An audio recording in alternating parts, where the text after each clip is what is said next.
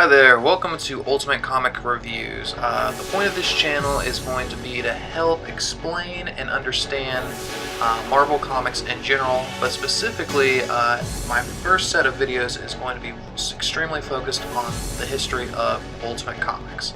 Now, Ultimate Comics was started in the year 2000 by Brian Michael Bendis with the beginning of Ultimate Spider-Man.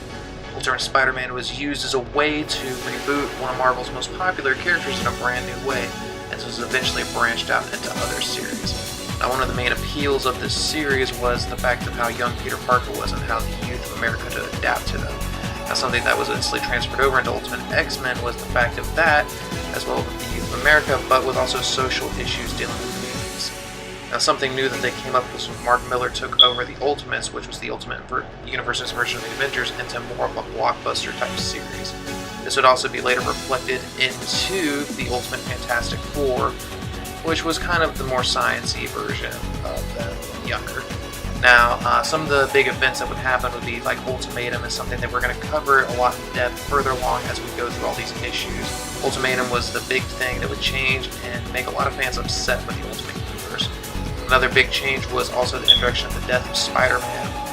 Something the Ultimate Universe was famous for was killing off its characters and never bringing them back. So this is something we're going to look at in depth a lot, and also what it would give birth to later for Miles Morales, who would take up the mantle of Ultimate Spider-Man, and the fact of that the movement in comics itself of where it was going and the diversity that was coming into it could specifically be replicated in the Ultimate Universe.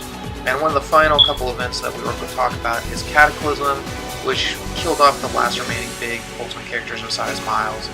And then we're going to also talk about Ultimate End, which would go into Secret Wars, which brings us to also some of the other things we'll talk about in the main Marvel proper.